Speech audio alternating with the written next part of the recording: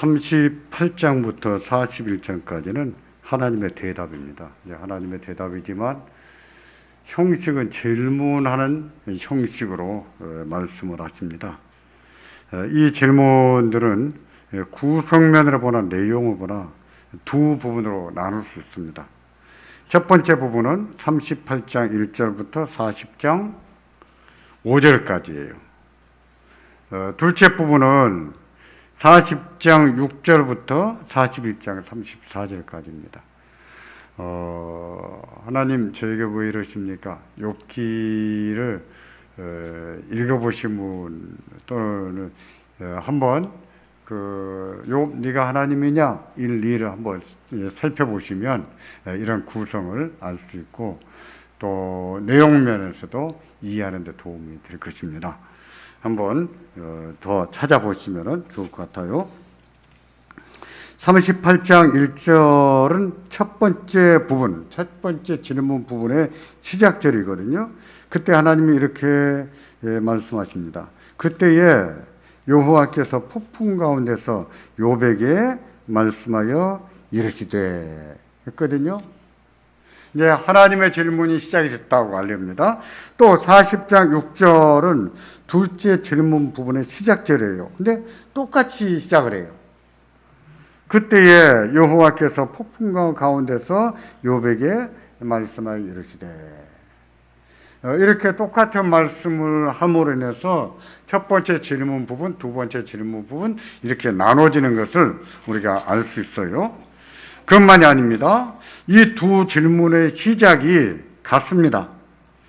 이것을 통해서도 이 질문들이 두 가지로 구성되어 있다 하는 것을 알 수 있는데 3절, 38장 3절과 40장 7절이에요. 뭐라고 했습니까? 너는 대장부처럼 허리를 묶고 네가 네게 묻는 것에 대답할지니라. 하나님이 하시는 말씀이에요. 이처럼 첫 번째 부분 도입부와 두 번째 부분 도입부가 똑같아요. 그렇게 함으로 이 하나님의 질문들이 두 구성으로 되어 있다 하는 것을 알 수가 있겠어요. 하나님께서 왜 이렇게 말씀하셨을까요? 너는 대장부처럼 허리를 묶고 내가 내게 묻는 것에 대답할지니라. 왜 이렇게 물으셨을까요? 이렇게 말씀하신 것은 욥이 31장에서 자기의 의를 내세우면서 맹세공식을 사용했기 때문입니다. 맹세공식을 통해서 하는 의사표현이 뭐였습니까? 대답해 보십시오. 내가 뭘 틀렸습니까? 대답하지 못하신다면 하나님이 틀린 겁니다. 이렇게 말한 것이거든요. 그래서 하나님께서 대답하시는 거예요. 대답하시면서 뭐라고 하셨어요? 너는 대장부처럼 허리를 묶고 내가 내게 묻는 것을 대답할지니라 하고 했는데 하나님께 대답을 요구했으므로 하나님께서 답하십니다. 질문 형식으로. 그러므로 이번에는 하나님이 욥에게 이제 너도 대답해봐라 할 말이 있는가? 그래도 할 말이 있니? 이렇게 물으신 것 같아요. 그 의미를 살펴보자면 이런 것입니다. 하나님이 대답하겠으니 내가 대답하겠으니까 너희가 잘 듣고 깨달아라. 그겁니다. 잘 들어봐라. 네가 어렵다고 나는 불의하다고? 내가 세상을 잘못 다스리고 있다고? 그래, 내가 말할 테니까 이번에는 네가 대답해봐라. 하나님이 이처럼 말씀하신 거예요. 그러므로 우리도 욥기에 하나님의 질문을 들으면서 잘 들어야 됩니다. 고난당할 때 욥이 품었던 의문을 우리도 품을 수 있거든요. 또 욥은 그래도 하나님을 원망하나 떠나지는 않았는데 하나님을 원망하면서 우리는 떠날 수도 있어요. 그런 사람 많이 있습니다. 그러므로 우리도 잘 듣고 깨달아야 되는 거예요. 깨달아서 고난을 당할 때 힘들고 슬프지만 하나님을 원망하지 않으면서 떠나지 않도록 그리고 그런 가운데서도 하나님을 신뢰하는 믿음으로 그런 고난, 재앙을 잘 이겨나가도록 우리도 잘 들어야 됩니다. 욥은 힘들어서, 너무 힘들어서 많은 말을 했어요. 많은 말을 했습니다. 친구들이 한마디 얘기하면 욥은 몇 마디 했어요? 2마디 했어요. 한마디는 누구한테? 친구들한테. 한마디는 누구한테? 하나님께. 욥은 친구들이 한마디 하면 2마디 한 셈이에요. 한마디는 친구들에게, 한마디는 하나님께. 그러면서 많은 말을 했어요. 그 많은 말을 하나님은 어떻게 들으셨을까요? 욥에 대해서 어떻게 생각했을까요? 보십시오. 첫째 질문에서 이렇게 말씀하십니다. 2절 같이 보십니다. 무지한 말로 생각을 어둡게 하는 자가 누구냐? 2절, 40장 2절. 트집 잡는 자가 전능자와 다투겠느냐? 하나님을 탓하는 자는 대답할지니라. 욥이 많은 말을 쏟아냈는데 그에 대해서 하나님은 뭐라고 하셨어요? 무지한 말로 생각을 어둡게 하는 자가 누구냐? 그러니까 욥은 자기가 다 안다고 말을 했는데 어떤 말이었습니까? 무지한 말이었다는 것이죠. 이게 누구 말씀이에요? 무지한 말로 이치를 어둡게 하는 자가 누구냐? 이 화자가 누굽니까? 하나님이 있어요. 하나님이 말씀하신 거예요. 그러니까 하나님은 욥의 많은 말을 들으면서 참 무지한 말을 하는구나 라고 생각하신 것이죠. 또 40장 2절에서는 트집 잡는 자가 전능자와 다투겠느냐? 그러니까 지금까지 욥이 많은 말을 하면서 그것이 탄식의 형식이었던, 그것이 기도였던 많은 말을 하면서 무슨 일을 했던 것입니까? 트집 잡는 말을 한 것이죠. 트집 잡는 말. 두째 질문에서는요, 또 이렇게 말씀하십니다. 40장 8절 같이 보십니다. 네가 내 공의를 부인하려느냐? 내 의를 세우려고 나를 악하다고 하겠느냐?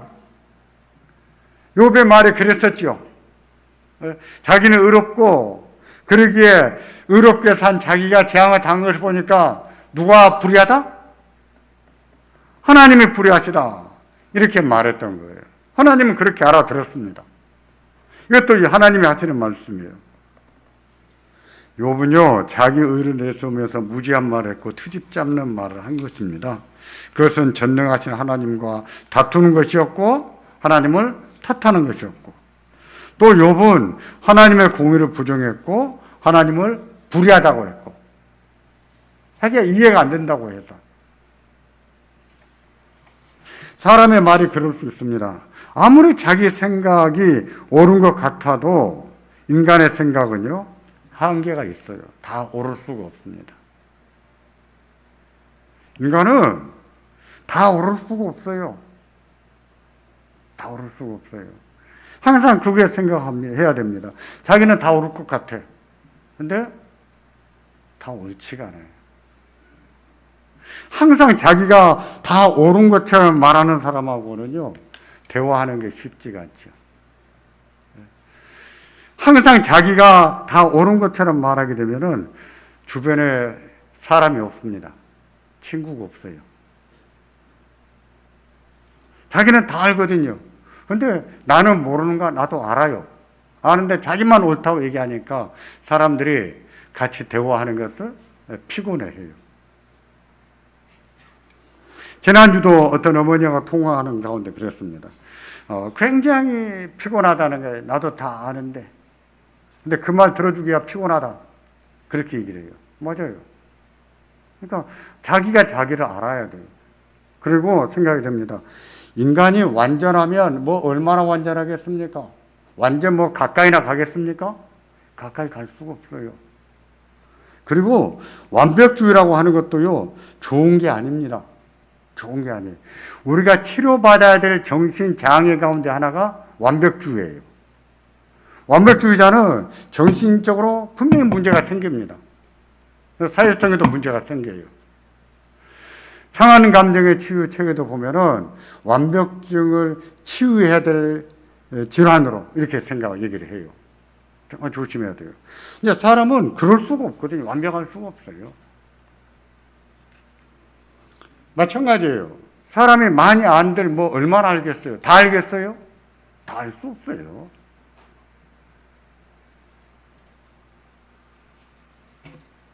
종종 그런 주장이 믿음으로 한 말 같이 말해지기도 하는데 오히려 말입니다. 그 반대일 수 있어요. 그런 말이 믿음이 없는 말일 수 있습니다.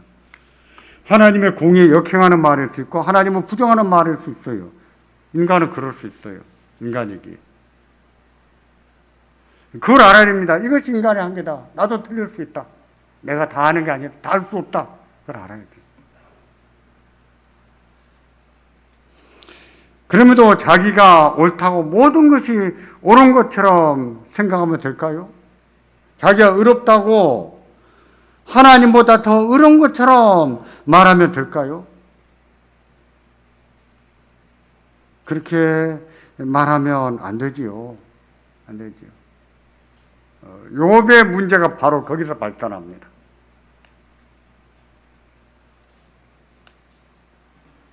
욥이 범한 결정적인 잘못 두 가지 중 하나는 보응의 원리를 부정하는 것이라고 했습니다.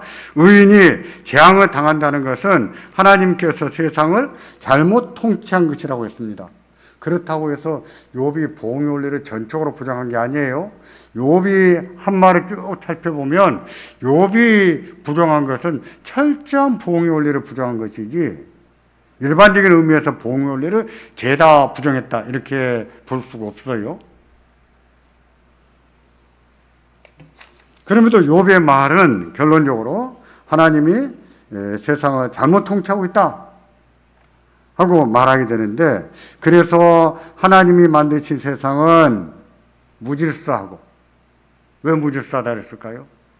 의롭게 살아도 재앙을 당하니까 악하게 살아도 형통한 사람들이 있으니까 이건 질서가 없는 세상처럼 보이는 거죠.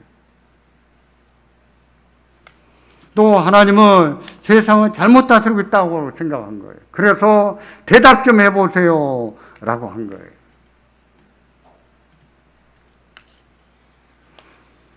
앞에서 보았지만 욥이 그렇게 한 말에 대해서 하나님께서는 욥에게 무지하다고 했습니다. 무지한 말로 생각을 어둡게 하는 자가 누구냐 그러셨어요.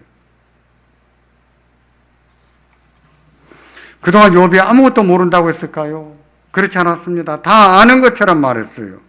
그의 고백처럼 많은 말을 했습니다. 하고 싶은 말을 다 했어요. 하나님께서는 그의 말을 다 들으셨고 결론 내리시기를 참 무지한 말을 하는구나 라고 하신 것입니다.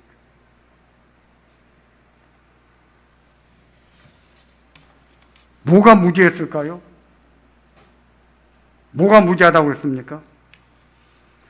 개역 개정 성경에는 생각을 어둡게 하는 자가 누구냐? 무지한 말로 생각을 어둡게 하는 자가 누구냐라고 했는데 개역 성경에서 보면 이 말이 더 좋은 번역 같아요. 이치를 어둡게 하는 자가 누구냐? 이렇게 번역이 되어 있어요. 현재 보는 개역 개정판에서는 생각이라고 번역했고 또 개역 성경 지난해까지 보았던 성경에는 이치를 어둡게 하는 자가 누구냐라고 번역했어요. 이치라는 것은 뭐냐면은 히브리 말로 애차라고 합니다. 애차. 그것은요, 어떤 계획이나 설계를 말해요. 하나님이 하신 일을 우리가 크게 세 가지로 나눕니다. 어떻게 나눕니까? 하나님이 하신 일이 뭐예요? 세상을 창조하신 사역이 있죠. 창조 사역이 있어요. 창조하시기 전에는 뭐 하셨을까요? 창조하시기 전에는 계획을 하셨습니다. 다 배우신 거예요. 그걸 신적 작정, 하나님의 작정이라고 해요. 하나님이 계획하시고 작정하시고 그리고 그 계획하신 대로 천지 만물을 창조하셨습니다. 그 다음에는 뭐 하실까요? 섭리해 나가신다. 섭리 이렇게 말해요. 그래서 하나님이 하신 일을 크게 세 가지로 나눠서 말할 때는 작정, 그리고 창조, 그리고 섭리 이렇게 말하거든요. 하나님은 아무런 생각도 없이 세상을 만들지 않았어요. 아무런 계획도 없이 세상을 만들지 않으셨어요. 하나님의 선하신 뜻 가운데, 계획 가운데서 세상을 만드셨고 또 섭리해 나가십니다. 무엇대로? 하나님의 계획대로. 그게 뭘까요? 이치예요. 세상의 이치. 세상에는 세상이 돌아가는 이치가 있잖아요. 그렇죠? 그렇다고 생각하십니까? 예, 세상에 돌아가는 이치가 있어요. 그걸 보고 애차라고 합니다. 세상에 있는 그런 이치가 있는 것을 몰라보고 무지한 말을 하는 자가 누구냐? 하나님이 물으신 것입니다. 따라서 모든 피조물은요, 하나님께서 그 선하신 뜻을 따라 이루어 나가시는 것을 믿어야 됩니다. 믿어야 돼요. 나한테 좋은 일이 일어나고 있던, 나한테 힘든 일이 일어나고 있던 다 하나님이 선하신 뜻을 따라 이루어 나가신다라고 생각해야 돼요. 비록 인간이 세상의 모든 이치를 이해할 수 없지만 세상에는 하나님이 다스려 나가시는 이치가 있다 하고 믿어야 됩니다. 하나님은 하나님의 계획대로 이루어 나가신다 하고 믿고 살아야 돼요. 분명히 있어요. 물론 그 이치를 이루어 나가는 과정에서 어떤 때는 나에게 유리하고 좋은 일일 것이고 어떤 때는 나한테 불리하고 나한테는 힘든 일일 거예요. 나한테는 불리하고 힘든 일일지라도 하나님은 하나님의 선하신 뜻대로 세상을 다스려 나가십니다. 그런 순간에도 그렇게 믿어야 된다는 것이죠.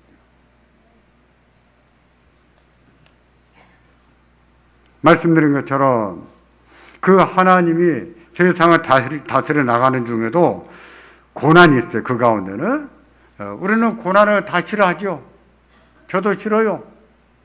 누가 고난을 좋아하겠습니까? 근데 내가 싫다고 한다고 해서 고난이 피해갑니까? 고난이 없을까요? 안 생길까요? 아니에요. 나는 싫지만 고난은 찾아와요. 친구처럼 찾아옵니다. 반갑지 않은 친구 찾아와요. 그것과 더불어 그렇게 살 수밖에 없는 게 누구입니까? 인간이에요. 그런 사실을 받아들이고 살아야 돼요.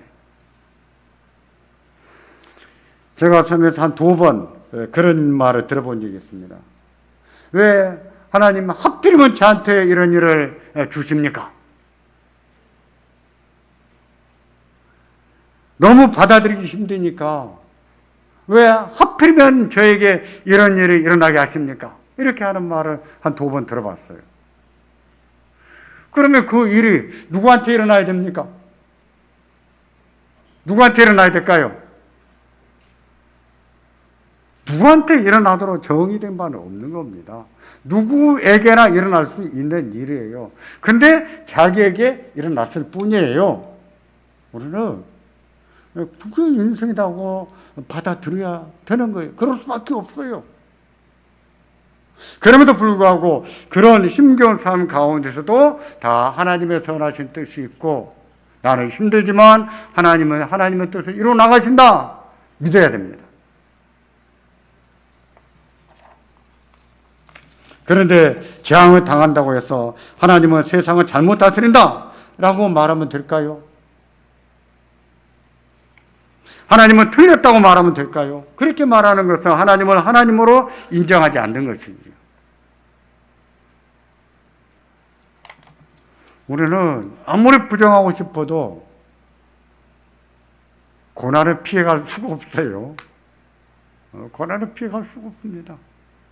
지금까지는 고난이 없이 잘 살았는데 앞으로 두고 봐야죠. 누가 안 생긴다고 보장하겠어요? 다 생길 수 있죠. 그게 인생인 거예요. 그걸 받아들이고 살아야 됩니다.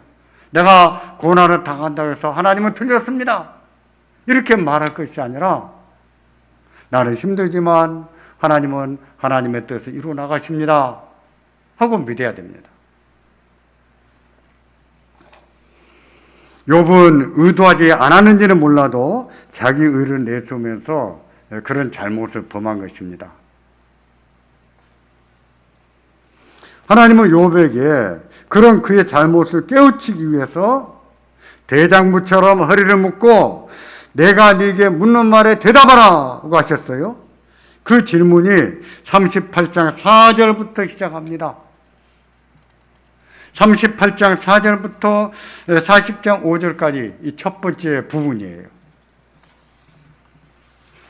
이제 그 밑에 보면 질문 1이 나옵니다. 질문 1, 38장 4절부터 7절까지인데 여기서는 욥의 기원에 대해서 묻습니다. 4절부터 같이 보겠습니다. 4절 보세요. 내가 땅에 기초로 놓을 때에 내가 어디 있었느냐? 내가 깨달아 알았거든 말할지니라. 그 다음에 5절 6절에 보면 하나님께서 땅에 기초로 놓을 때 하신 일을 욥에게 네가 아느냐? 하고 물으세요. 그런 다음에 7절 보겠습니다. 그때에 새벽 별들이 기뻐 노래하며 하나님의 아들들이 다 기뻐 소리를 질렀도다. 그때 욥은 뭐 했습니까? 하나님의 세상에 기초로 놓을 때 욥은 뭐 했어요? 뭐 하긴요. 존재하지도 않았지요. 없었어요. 그런 사실과 비교해서 새벽 별들에 존재했고 하나님의 아들들은 존재했다고 말합니다. 새벽별과 하나님의 아들들은 동격으로 이해해야 되는데 평행법상 동격으로 이해해야 되는데 그럴 경우에 그들은 천사라 하고 말할 수가 있어요. 욥은 하나님이 기초로 놓을 때 하나님의 아들들은 있어도 욥은 있었어요? 없었어요? 없었어요. 지금 누구와 누구를 비교합니까? 욥과 하나님의 아들들을 비교해요. 그러니까 욥은 누구만 또 못한 존재입니까? 하나님이 아니라 하나님의 아들들만 또 천사만 또 못한 존재라는 것이에요. 너는 그런 존재다 하고 말씀하신 거예요. 그런데 자기가 의롭게 살았다고 해서 자기와 하나님을 비교해서 자기는 의롭고 하나님은 불의하십니다. 이게 비교 대상이 됩니까? 그런 사실을 보면 욥이 얼마나 큰 잘못을 저질렀는지 알 수가 있습니다. 욥은 억울했고 이해가 안 돼서 힘들었지만 자기 의를 내세움으로 그와 같은 잘못을 범한 것이죠. 욥은 하나님과 비교할 수도 없는 존재입니다. 인간이 그래요. 38장 8절부터 11절까지는 질문 두 번째 부분이에요. 여기서는 바다를 예로 들어서 욥의 무지함을 설명합니다. 드러냅니다. 8절부터 11절까지 보겠습니다. 바다가 그 모태에서 터져 나올 때에 문으로 그것을 가둔 자가 누구냐? 그때에 내가 구름으로 그 옷을 만들고 흑암으로 그 강보로 만들고 한계를 정하여 문빗장을 지르고 이르기를 내가 여기까지 오고 더 넘어가지 못하리니 내 높은 파도가 여기서 그칠지니라 하였노라. 누가요? 하나님이 하신 말입니다. 이 말씀은 바다와 육체를 만드시고 바다의 한계를 정하신 것을 말합니다. 바닷물이 넘쳐서 온 육체를 덮을 것만 같아도 온 육체를 덮지 못하도록 한계를 정하신 분은 누구시라고요? 하나님이시다고 했습니다. 대단한 일이지요, 그것은. 그렇죠? 예? 바닷물이 넘친다. 여러분들은 경험을 안 해봐서 모르시죠. 저는 바닷가에 살아서 압니다. 저희 어머니가 여수에서 중앙시장에서 토목장사 하실 때였어요. 그때 태풍이 불어서 바닷물 해일이 육치 넘쳤어요. 저희 가게 높이가 기본적으로 바닥에서 이만큼 의자 높이보다 조금 더 높이 이 정도 높았어요. 근데 바다가 넘쳐가지고 그거 다 넘쳐서 이제 포목이 거의 반 이상 젖어버렸습니다. 생각해 보세요. 여러분들 일본에 해일 났을 때 무섭지 않던가요? 그 방파제 높이가 10몇 미터 되는데 큰 배를 들어서 방파제 너머로 던져버리잖아요. 어마어마한 겁니다. 그것을 무엇에 비교했냐면 아기 낳는 모습에다 비유했어요. 아기가 모태에서 나올 때 모태에서 나오지 못하도록 막을 수가 있나요? 못 막지요. 어떻게 막아요? 그래서 임산부들이 진통 온 것을 갑자기 진통이 와가지고 급히 병원에 가다가 앰뷸런스 안에서도 애기 낳고 기차 안에서도 낳고 비행기 안에서도 애기 낳고 그런 일이 일어나죠. 왜 병원까지 못 참습니까? 예? 참을 수가 없어요. 막을 수가 없어요. 그와 같이 막을 수 없는 게 뭐라는 거예요? 그와 같이 막을 수 없는 게 뭘까요? 바닷물이라는 것이죠. 근데 그 바닷물이 넘쳐오지 못하도록 그 한계를 정하신 분이 누구세요? 하나님이시라는 겁니다. 하나님께서 왜 이 말씀을 하십니까? 도무지 통제할 수 없을 것만 같아도 누구는 하십니까? 하나님은 하신다는 거예요. 사람이 할 수 없는 일을 하나님은 하십니다. 사람이 못한다고 해서 하나님이 못하신 거 아니에요? 사람이 할 수 없는 일을 하나님이 하세요. 못해서 나오는 아기를 막을 수 없는 것처럼 도무지 막을 수 없는 저 바닷물마저도 막아서 네 높은 파도야 거기에서 멈춰라 하니까 한계가 거의 그어졌어요. 결과적으로 하나님은 세상을 잘 다스리고 계신다는 거예요. 잘 다스리고 계십니다. 그런데 자기가 고난을 당한다고 해서 왜 고난을 당해야 되는지 대답 좀 해보세요. 도무지 이해가 안 된다고 해서 하나님은 세상을 잘못 다스리고 있습니다. 이렇게 말하면 될까요? 38장 12절부터 15절 그리고 16절부터 18절 여기에도요 욥이 할 수 없는 일들을 물으십니다. 욥이 할 수 없는 일들. 12절에 네가 너의 날에 아침에게 명령하였느냐? 새벽에게 그 자리를 일러주었느냐? 이 말씀 지금까지 살아오면서 아침에게 명령해서 동의에 특이한 적이 있었느냐? 라고 묻는 거예요.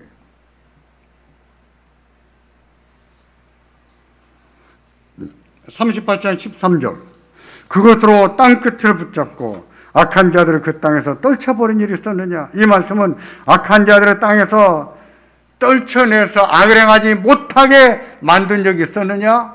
하고 묻는 거예요. 그래, 네가 어렵게 살았다. 그렇다고 해서 네가 악을 떨쳐버릴 수 있느냐? 하고 물으신 것이죠. 이런 것은요, 인간이 할 수 있는 일이 아니에요. 14, 15절을 볼까요? 같이 보겠습니다. 땅이 변하여 진흙에 인친 것 같이 되었고 그들은 옷같이 나타나되 악인에게는 그 빛이 차단되고 그들의 높이 든 팔이 꺾이느니라. 이 말씀은 악한 자들의 악행을 드러내고 밝힌 적이 있었느냐 하고 묻는 것인데요. 이런 일들은 욥이 할 수가 없는 일이지요. 욥이 어떻게 악을 다스리겠어요? 다스리지 못하지요. 욥은 못합니다. 그러나 하나님은 하십니다. 하나님은 하세요. 악을 행하지 못하도록 누가 통제하겠습니까? 자식들이 악을 행하면 부모가 악을 행하지 못하도록 통제할 수 있을까요? 못해요. 부모라도 할 수 없는 거예요. 그걸 통제하시는 분은 누구십니까? 하나님이십니다. 그런데 이해가 안 된다고 해서 하나님은 세상을 잘못 다스리고 있습니다. 이렇게 말하면 되겠냐고요. 욥이 할 수 없는 일들이죠. 16절, 17절, 18절 전반부 이렇게 보겠습니다. 같이 보겠습니다. 내가 바다의 샘에 들어갔었느냐? 깊은 물 밑으로 걸어 다녀 보았느냐? 사막 문이 내게 나타났느냐? 사망의 그늘진 문을 내가 보았느니라? 땅의 너비를 내가 측량할 수 있느냐? 이렇게 물어요. 이 역시 욥이 할 수 없는 일들입니다. 그러나 하나님이 하시는 일들이세요. 근데 욥이 어렵게 살았다고 해서 하나님은 불의하다고 판단할 수가 있는가? 하고 하나님이 물으신 거예요. 보세요. 바닷물에도, 바다 육지 경계에도 다 하나님이 정하신 이치가 있습니다. 그 이치에 따라서 하나님의 세상을 다스려 나가십니다.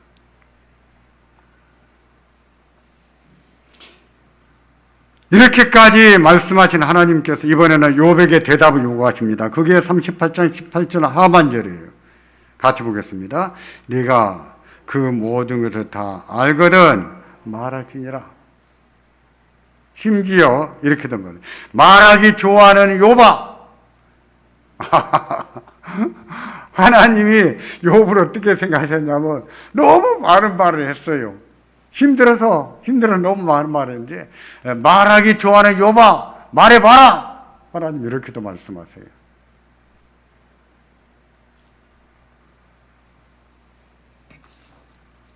여기서는 이렇게 말합니다.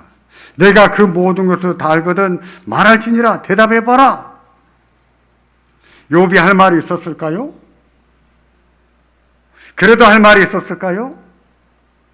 욥은 벌써 첫 번째 질문이 진행되면서 할 말을 잃어버렸습니다. 그래서 나중에 하나님의 질문이 끝난 무렵에서 욥이 하는 말이 나중에 또 배우겠지만 이렇게 말합니다. 40장 3절 욥이 여호와께 대답하여 이르되 4절 보소서 나는 비쳐나오니 무엇이라 주께 대답하리이까 손으로 내 입을 가릴 뿐이로소이다. 내가 한 번은 말했사온즉 다시는 더 대답지 아니하겠나이다. 맞지요? 네, 맞습니다. 맞아요.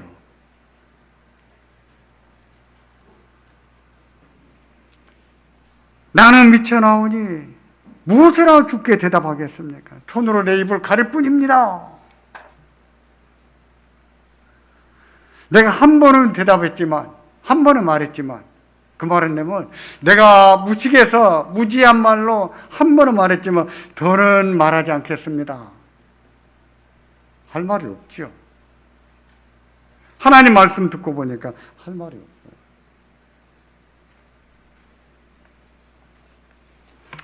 그래서 인간은 그런 것 같습니다. 평생을 살아가면서 하나하나 배워가는 것 같아요. 하나하나 깨달아가는. 저는 제 40대하고 50대, 60대 이렇게 비교를 해요. 한 번씩 해봅니다. 돌이켜볼 때 제가 40대에 우리 교회에 부임했거든요. 40대 이제 초반, 중반 넘어갈 때. 야, 그때 설교 원고를 봐도 그렇고, 또 그때 제가 목회했던 걸 이렇게 봐도 철이 없었던 것 같아요. 그냥 열심만 있지, 열심만 있었지, 아, 내가 참 철이 없었구나. 40대도 그렇게 철들 나이가 아니구나. 이런 생각이 들었습니다. 그리고 이게 어제 오늘의 얘기가 아니라 한 62, 한 3, 4년 전에 제가 생각했던 생각인데, 그러면 목회자로서 인생을 살 때 가장 좋은 시기는 어떤 시기일까? 라고 했을 때 저는 50대라고 생각했어요. 60대 들어서도 많이 배우지만 50대 때는 건강도 뒷받침되고 또 성경을 연구하는 그런 능력도 있고 또 그동안 연구한 것들이 구슬이 서말이라도 껴야 보물이죠. 그렇습니다. 그런 것들이 막 껴지더라고요. 아, 50대가 피크구나. 이런 생각이 들었었습니다. 60대는 더 모르게 됐는가, 더 무식해졌는가? 아직 60대 돼서도 꾸준히 배워나갑니다. 근데 40대, 50대처럼 에너지가 없어요. 건강도 안 되고요. 그만한 힘이 나오지가 않아요.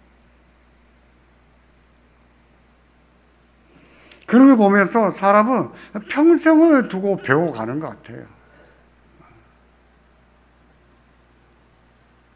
욥은요, 어렵게 살았어요. 그도 인생은 적지 않게 살았었지요. 근데 인간은 아무리 어렵게 살아도 인간일 뿐이라는 사실을 망각한 것이죠. 그럴 수 있습니다. 욥이 아무리 어렵게 살았어도 하나님이 아니에요. 하나님이 아닙니다. 그러므로 하나님께서 하시는 일을 다 알 수가 없지요.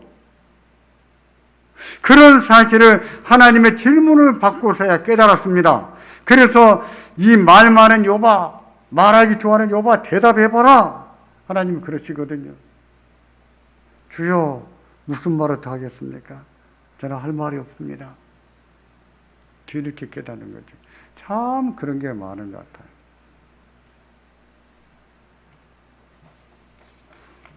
저도 나이가 들면 들수록 철이 더 드는 거구나, 조금씩 더 드는구나, 이런 생각이 들 때가 있어요. 그래서 누가 많이 아는 것처럼 얘기하면 그냥 말을 닫아버립니다. 제가 스스로 그렇게 하더라고요. 그거 말이 안 되거든요. 근데 우리가 하나님 앞에 무슨 말을 하겠어요?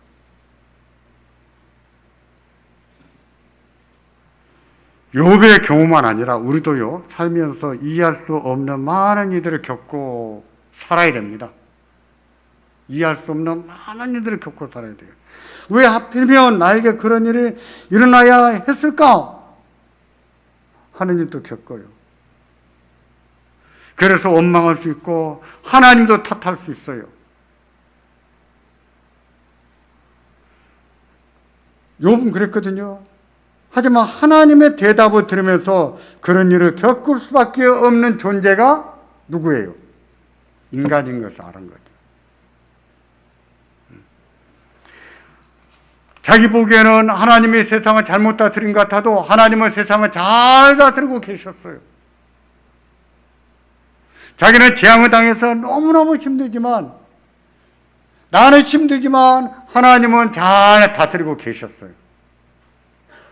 욥은 그걸 알았습니다. 그런데 무슨 말을 더 하겠습니까? 그래서 하나님을 하나님으로 인정해 드릴 수밖에 없어요. 그래야 됩니다. 우리도 그럴 것입니다. 이해할 수 없는 일들을 겪으면서 살겠지만, 그럼에도 불구하고 하나님은 세상에 하나님의 이치를 따라서 잘 다스리시고 계시는 것을 믿고 살기를 바랍니다. 하나님을 탓하지 않으면서, 원망하지 않으면서 하나님이 잘 다스리고 계신다 믿고, 그 믿음을 가지고 힘든 것도 이기고 잘 이겨나가는 우리가 되기를 주의 이름으로 기원합니다. 기도하겠습니다.